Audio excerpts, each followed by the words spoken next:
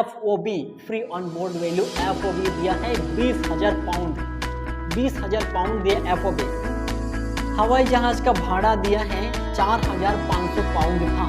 हवाई जहाज का भाड़ा मतलब परिवहन लागत, जो विदेश से हमारे भारत तक लाने का भाड़ा है। हवाई जहाज है ये भी, और हवाई जहाज में हमेशा ध्यान में रखना पड़ता है कि ये FOB का 20% से कम है कि ज़्यादा है। दोनों में से जो कम होगा उसी को लेंगे। किस तरीके से लेना है, किसको लेना है, नहीं लेना है, कैसे लेना है, सारा चीज़ आपको प्रूफ बताऊंगा, प्रूफ दिखाऊंगा लाइव यहाँ पे, लेकिन बोर्ड में। ऐसे आपको मैं बोलूँगा तो आपको समझ नहीं आएगा, आप बोलोगे सारे क्या बोलते जाए, बकवास करते रहे। आपको समझाऊंगा बारीकी से, एक चीज़ चुन के समझाऊंगा। हेलो स्टूडेंट्स, तो चलिए आज हम देखेंगे सीमा शुल्क की गणना। जो हमारा चैप्टर चल रहा था सीमा शुल्क की गणना करना है, इसमें हम 19 नंबर क्वेश्चन को देखेंगे। 18 नंबर क्वेश्चन तक पूरा अपलोड हो चुका है, अब उसको देखिए समझिए। अगर कुछ दिक्कत जाता है तो ज़रूर पूछे, कमेंट बॉक्स खुला हुआ है आपके लिए। और थर्ड ईयर के लिए लाइव क्लास स्टार्ट होने वाला है। 10 लोगों का कमेंट जैसे पूरा हो जाएगा लाइव क्लास स्टार्ट कर दिया जाएगा। आप में से कोई अगर लाइव क्लास ज्वाइन करना चाहते हो तो कमेंट करो। और लाइव क्लास 9 बजे से लेकर के 11 बजे तक 2 घंटे का चलेगा रात को, और बाकी क्लास वाले के लिए स्टार्ट होगा, लेकिन हर क्लास के लिए 10-10 स्टूडेंट का कमेंट आना चाहिए तभी स्टार्ट होगा, 1-2 स्टूडेंट में नहीं होगा, ठीक है। तो इस बात का ध्यान में रखना और उस हिसाब से कमेंट करना। तो चलिए अब देखते हैं 19 नंबर क्वेश्चन, इसमें किस चीज़ की हमें गणना करने बोला जा रहा है, ठीक है। तो इसमें क्या बोला जा रहा है, एक मशीन का जहाज लदन मुक्त मूल्य यानी कि FOB free on board value FOB दिया है 20,000 पाउंड, 20,000 पाउंड दिया FOB। हवाई जहाज का भाड़ा दिया है 4,500 पाउंड था। हवाई जहाज का भाड़ा मतलब परिवहन लागत, जो विदेश से हमारे भारत तक लाने का भाड़ा है। हवाई जहाज है ये भी, और हवाई जहाज में हमेशा ध्यान में रखना पड़ता है कि ये FOB का 20% से कम है कि ज़्यादा है। दोनों में से जो कम होगा उसी को लेंगे। किस तरीके से लेना है, किसको लेना है, नहीं लेना है, कैसे लेना है, सारा चीज़ आपको प्रूफ बताऊंगा, प्रूफ दिखाऊंगा लाइव यहाँ पे, लेकिन बोर्ड में। ऐसे आपको मैं बोलूँगा तो आपको समझ नहीं आएगा, आप बोलोगे सारे क्या बोलते जाए, बकवास करते रहे। आपको समझाऊंगा बारीकी से, एक एक चीज़ चुन के समझाऊंगा। कुछ अगर दिक्कत हुआ सीधा मेरे से पूछो, सीधा पूछना मेरे से, कमेंट बॉक्स खुला आप ही लोग के लिए, ठीक है।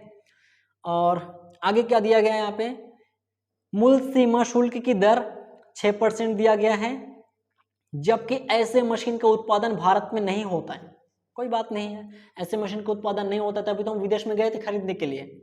और इसमें सीमा शुल्क हमें कितना पटाना है, 6% से पटाना है। लेकिन समान प्रकृति के ऐसे मशीन पर 5% GST लगता है। मतलब ये जो मशीन हम आयात करके लाए हैं, सेम टू सेम मशीन हमारे भारत में इसका उत्पादन नहीं किया जाता है, लेकिन इसी प्रकार के, है ना, इसी प्रकार के, इसी रेंज के दूसरा मशीन हम बनाते हैं यहाँ पे, जिस पर 5% से, मतलब उसी लेवल के मशीन यहाँ पे बनाता है, उसी रेंज का मशीन बनाता है जिसमें 5% से GST लगता है। तो हमें भी इस मशीन पर 5% से GST चार्ज कर देना है। मशीन आयातक ने स्वयं के उपयोग के लिए आयात किया है। देश सीमा शुल्क की गणना कीजिए।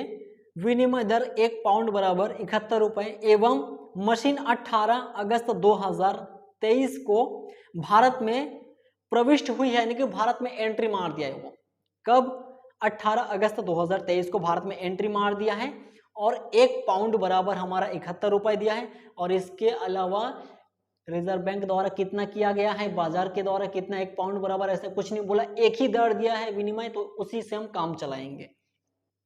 1 पाउंड बराबर 71 रुपए, कुछ नहीं दिया है इसमें। FOB हमें डायरेक्ट निकाल के दिया है, भाड़ा दिया है, बीमा दिया है, हम उस सबको जोड़ के निकालेंगे कर निर्धारण मूल्य, और उस कर निर्धारण मूल्य की मदद से हम निकालेंगे सीमा शुल्क। इस क्वेश्चन में हमें दोनों चीज निकालने के लिए बोला जा रहा है, सीमा शुल्क और कर निर्धारण मूल्य, दोनों चीज। तो पहले हम कर निर्धारण मूल्य निकालेंगे, उसके बाद हम सीमा शुल्क निकालेंगे, क्योंकि हम सीमा शुल्क तभी निकाल पाएंगे जब हमारे पास कर निर्धारण मूल्य रहेगा।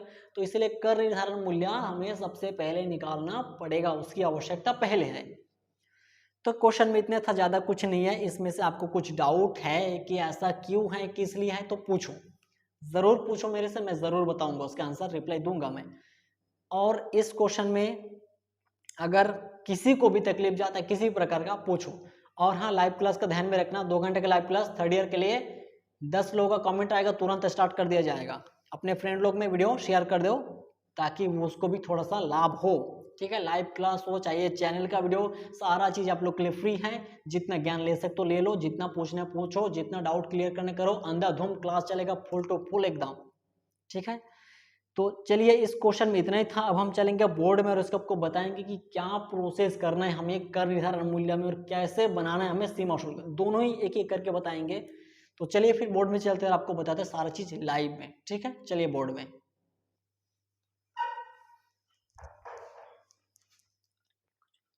ओके, तो चलिए अब हम देखेंगे सीमा शुल्क का 18 नंबर क्वेश्चन। अभी मैं जस्ट आपको समझाया हूँ क्वेश्चन को। अगर उस क्वेश्चन में कोई भी लाइन ऐसा है, कोई भी पॉइंट ऐसा जो आपको समझ नहीं है तो पूछो मेरे से, और समझ आया तो बढ़िया है। अब अपन देखेंगे कि उसकी गणना हम कैसे करेंगे। हमें सीमा शुल्क की गणना नहीं करना है। सीमा शुल्क की गणना करने के लिए हमें जो क्या चाहिए, कर निर्धारण मूल्य। तो उसी कर निर्धारण मूल्य की हमें यहाँ पे गणना करना है। और कर निर्धारण मूल्य की गणना करने से हमें कोई तकलीफ तो नहीं है, लेकिन एक चीज यहाँ पे क्वेश्चन में मसला आ रहा है। क्वेश्चन में मसला क्या है यहाँ पे कि हवाई जहाज का मैटर आ गया सामने। अगर नॉर्मल जहाज है, पानी वाला जहाज है, तो हमें कोई मतलब नहीं है, मतलब उसमें कोई प्रॉब्लम बात नहीं है। जैसा दिया रहेगा भाड़ा वैसा लिख दो, कोई दिक्कत नहीं है, किसी को कोई समस्या नहीं होगा। समस्या तब होगा जब हवाई जहाज का मामला आएगा, क्योंकि हवाई जहाज में हमें डायरेक्ट नहीं लिखना होता है, हमें चेक करना होता है, उसके बाद लिखना पड़ता है। तो इस चीज को ध्यान में रखते हुए बनाया जाएगा। और एक चीज इसके साथ साथ बीमा प्रीमियम अगर क्वेश्चन में मिसिंग है, नहीं है, तो उसका भी हमें निकालना पड़ता है एफओबी का 1.125% काट कर। तो इन दोनों चीजों में अच्छे से बारीकी से ध्यान में रखना पड़ेगा।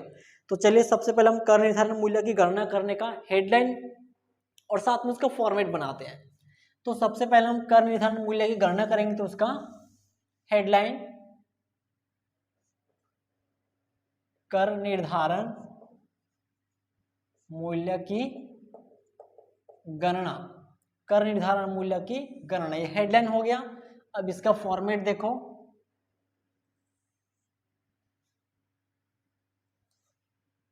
इसके फॉर्मेट में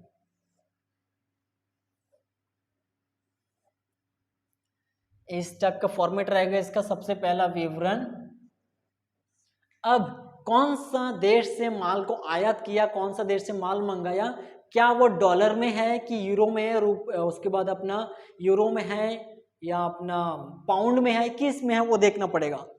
ये जो क्वेश्चन था जो 16,000 डॉलर है, ये डॉलर में है तो अपन डॉलर का साइन लगा देंगे यहाँ पे, और अपना ये रुपए का साइन हो गया। हम डॉलर लिख सकते हैं, रुपए भी लिख सकते हैं, कोई दिक्कत वाली बात यहाँ पे नहीं है। तो ये जो हम निकाल रहे हैं कर निर्धारण मूल्य, कर निर्धारण मूल्य क्या हम जब निकालेंगे तो उसमें सबसे पहला किस चीज की जरूरत पड़ता है, बीजक मूल्य। बीजक मूल्य मतलब क्रय मूल्य, कितना समव्यवहार मूल्य है उसका। तो ये हो जाएगा सबसे पहला बीजक मूल्य। इसको हम समव्यवहार मूल्य भी बोलते हैं,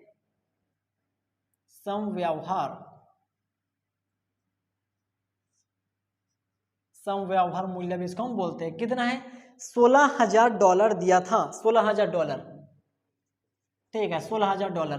अब हम इंडियन करेंसी में चेंज करेंगे 16,000 डॉलर को, पर उसका विनिमय दर क्या है। क्वेश्चन में देखिए विनिमय दर एकदम लास्ट में दिया है, एक ही विनिमय दर दिया है, इसमें रिजर्व बैंक का नहीं है, नॉर्मल विनिमय दर नहीं है, बाजार के अनुसार नहीं है, तो हमें दिमाग घुमाने की ज्यादा जरूरी नहीं है, बस एक ही विनिमय दर दिया उसी को लेंगे। $1 बराबर 77 रुपए, बस खत्म। $1 बराबर कितना हो जाएगा, 77 रुपीज। $1 बराबर 77 रुपए। तो $1 बराबर 77 रुपए, तो 16,000 डॉलर बराबर कितना होगा, 16,000 डॉलर को जरा 77 से गुना कर दो, 12,32,000 रुपए आया है। 12,32,000 रुपए हमारा निकला, ये बीजक मूल्य। बीजक मूल्य कितना निकला, 12,32,000 रुपए निकला। बीजक मूल्य कैसे निकला, 16,000 को 77 से गुना कर दिए, इंडियन करेंसी में चेंज हो गया। $1 बराबर 77 रुपए था, यहाँ पे हो गया। अब यहाँ पे हम जोड़ेंगे निम्न व्यय, सॉरी निम्न मदे, निम्न मद यहाँ पे जोड़ता है। और निम्न मद में क्या आता है, दलाली, कमीशन, रॉयल्टी, लाइसेंस, ठीक है, उसके बाद पैकिंग, डिजाइन, विकास व्यय, सारा खर्चे आते हैं। इसमें से कौन सा खर्चा है वो हम देखेंगे।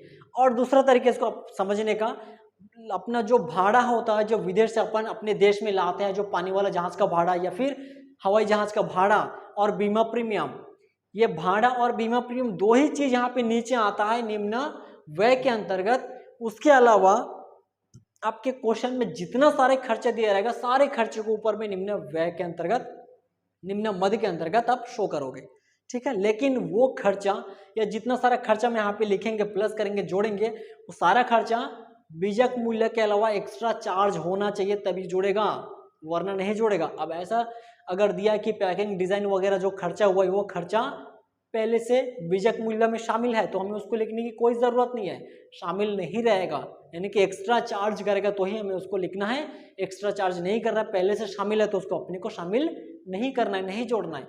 इस बात को भी यहाँ पे ध्यान में रखना पड़ेगा, किसी भी क्वेश्चन में कुछ भी तरीके से वो पूछ सकता है। आगे दिया पैकिंग व्यय $800, लेकिन यहाँ पे ऊपर नीचे कहीं भी ऐसा नहीं बोला है कि पहले से शामिल था कि नहीं था, मतलब एक्स्ट्रा चार्ज किया है, ये वो खुद बोल देगा कि शामिल किया है कि नहीं किया, ठीक है। यहाँ पे कुछ नहीं बोला है, मतलब एक्स्ट्रा हो रहा है ये। पैकिंग व्यय कितना डॉलर है? $800। अगर हम $800 को चेंज करेंगे तो $800 को 77 से गुना कर दो, 61,600 रुपए, 61,600 रुपए आ गया हमारा $800 का। उसके बाद है हमारा हवाई जहाज का भाड़ा, वो तो हमारा नीचे आएगा, बीमा प्रीमियम भी नीचे आएगा, भारतीय हवाई अड्डे से गोदाम तक का लाने का भाड़ा नहीं आएगा, क्योंकि हमारा हवाई अड्डा से बाहर निकल गया शहर के लिए, हमारा बंदरगाह से बाहर निकल गया शहर के लिए, तो वो नहीं आता है। हवाई अड्डा से, एयरपोर्ट से बाहर निकल गया, वो नहीं आएगा। अगला, निर्यातक के दलाल को सौदे करवाने के लिए कमीशन दिया $190, वो आएगा $190 का दलाली या कमीशन दिया, ये दिया कमीशन $190 का, कमीशन $190, $190 कमीशन है। उसको अगर अपन इंडियन करेंसी में चेंज करेंगे तो कितना होगा? $190 का 77 से गुना करेंगे तो आएगा 14,630 रुपए का, 14,630 रुपए का। यह हो गया हमारा कमीशन और पैकिंग दोनों हो गए। इसके अलावा ना वहां पे हमारा डिजाइन है, ना ही हमारा विकास व्यय है, ना ही रॉयल्टी है, ना ही लाइसेंस है, कुछ भी खर्चा और नहीं दिया है। जितना खर्चा दिया था हम इसको जोड़ दिए। अब इसको हम जोड़ेंगे तो हमारा क्या आएगा? FOB निकल के आएगा। इसको हम जोड़ेंगे तो हमारा क्या निकल के आएगा? FOB, जहाज लदान मुक्त मूल्य, free on board value, FOB हम शॉर्ट में बोलते हैं, FOB। जोड़ेंगे तो 12,32,000 रुपए प्लस 61,600 रुपए प्लस 14,630 रुपए का 13,08,230 रुपए का आया है। 13,08,230 रुपए, 13,08,230, 230 है, हाँ 230 है। अब डॉलर में देखेंगे तो 16,990, 16,990 डॉलर, ये हमारा क्या हो गया? FOB, FOB मूल्य हो गया। इसको अपन हिंदी में क्या बोलते हैं? जहाज लदान मुक्त मूल्य। जहाज लदान मुक्त मूल्य का मतलब होता है, इंग्लिश में बोलते हैं free on board value, short में अपन FOB बोलते हैं, जो इन सबको जोड़ के आता है, बीजक मूल्य और उसके सारे खर्चे, माल को क्रय करने के संबंध में जितने सारे खर्चे हैं सारे को यहाँ पे जोड़ा जाएगा। जोड़ दिया, आ गया। इसमें अब और जोड़ना है यहाँ पे निम्न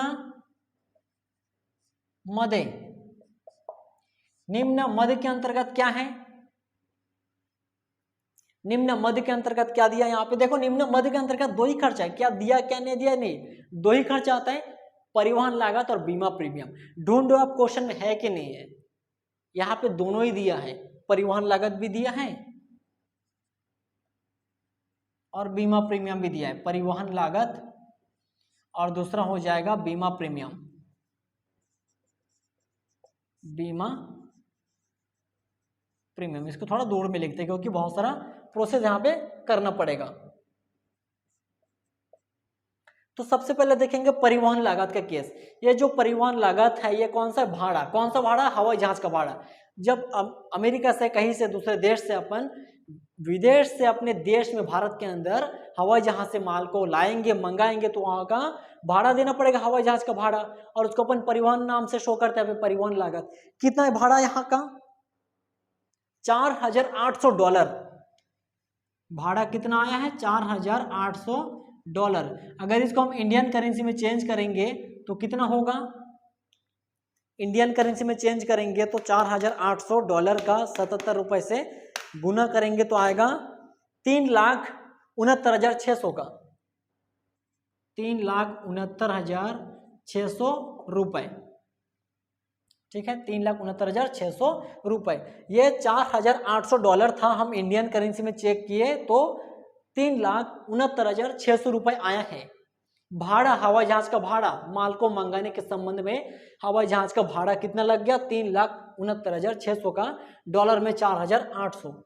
अब हम देखेंगे इसका FOB का 20% काट के चेक करना पड़ता है। हम डायरेक्ट इसको नहीं लिख सकते, हम यहाँ पे डायरेक्ट नहीं लिख सकते क्योंकि ये हवाई जहाज का मैटर है। हवाई जहाज के मैटर में हम डायरेक्ट नहीं लिख सकते। पानी वाला जहाज होता तब तो कोई मसला ही नहीं था, क्वेश्चन में डायरेक्ट लिख देते। लेकिन यहाँ पे क्या है, हमारा हवाई जहाज का आ गया है तो मसला हो गया। कैसा मसला हो गया? जो भी भाड़ा दिया था हम उसको करेंसी में, इंडियन करेंसी में काट के, इंडियन करेंसी में निकाल के चेंज करके अपन लिख दिए, इंडियन करेंसी में कन्वर्ट करके हम यहाँ पे लिख दिए। अब FOB का काटना यहाँ पे 20%। FOB कितना दिया था? 13,08,320। 13,08,320 का काटेंगे अपन 20% तो 2,61,664। 2,61,664। अब जरा देखो इन दोनों में से कौन सा कम है? इन दोनों में से सबसे कम राशि कौन है? यहाँ पे नियम में ऐसा बोला गया है कि 20% से ज्यादा नहीं होना चाहिए, तो 20% तक चलेगा तो भी चलेगा। तो इन दोनों में से देखो, जो ऐसा नियम बताया गया है, ऐसा अगर मैं आपको बताऊंगा तो आपको कुछ समझ नहीं आएगा कि ये मसला क्या हो रहा है, क्या बता रहा है सर। यहाँ पे दोनों में से कौन सा कम है? देखो, ये 3 लाख है, ये 2 लाख है। 3,69,600 और 2,61,664 एकदम दिख रहा है कि यही वाला कम है, तो इसी को लिखना है यहाँ पे। 2,61,664 रुपए हमारा भाड़ा, जहाज का भाड़ा, हवाई जहाज का। दोनों में यहाँ पे कंपेयर करना है। दोनों को कंपेयर करने के लिए यहाँ पे लिखा जाता है, चेक करने के लिए। परिवहन लागत ओरिजिनल में कितना भाड़ा था उसको इंडियन करेंसी में चेंज करके लिखना है, और FOB का 20% काटना है। FOB यहाँ पे दिया था 13,08,230 का मैं काटा हुआ यहाँ पे, दिखा दूं इसको। 13,08,230 का मैं 20% काटा हूं, तब जाके आया है। ठीक है, 13,08,220 रुपए का काटा हूं, तब जाके कितना है? ये 2,61,664, और ओरिजिनल भाड़ा था $4,800। दोनों में कंपेयर करो कौन सा कम है, तो ये वाला कम है, तो इसको अपन लिख दिए कि 2,61,664 रुपए हमारा परिवहन भाड़ा या परिवहन का लागत आ गया है। अब ये तो राशि में है, इसको डॉलर में कैसे चेंज करेंगे? 2,61,664 को जरा भाग दे दो 77 से, तो हमारा वो डॉलर में भी कन्वर्ट हो जाएगा, चेंज हो जाएगा। हम इसको बटे कर देंगे, भाग दे देंगे 77 से। $3,398, $3,398 दिख रहा है ये।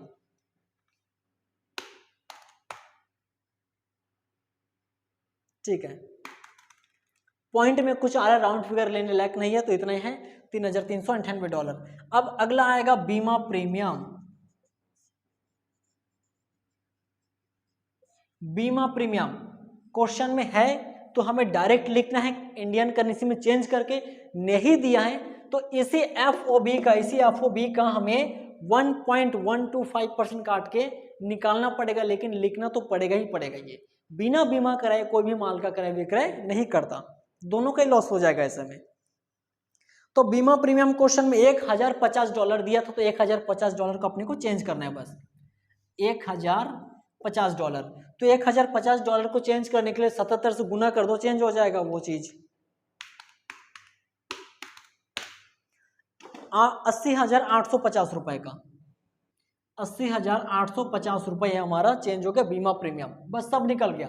बीजक मूल्य था, पैकिंग कमीशन जोड़ दिए थे बीजक, अपना बीजक मूल्य के साथ साथ, तो FOB आ गया।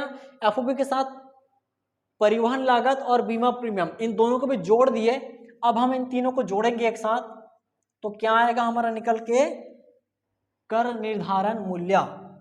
सीमा शुल्क की गणना करने के लिए जो हमें कर निर्धारण मूल्य की जरूरत पड़ता है, वो कर निर्धारण मूल्य यहाँ पे निकल के आ जाएगा। जोड़ते हैं फिर अपन 13 इसको सबको, 13,08,230 का प्लस 2,61,664 और प्लस में आएगा 80,850 रुपए का, तो ये 16,50,744 रुपए ठीक ठाक आ रहा है। ठीक है, 16,50,744 रुपए, 16,50,744 रुपए। थोड़ा सा गड़बड़ दिख रहा है, क्वेश्चन में ढूंढो क्या गड़बड़ हुआ यहाँ पे। एफओबी कितना था, 12,32,000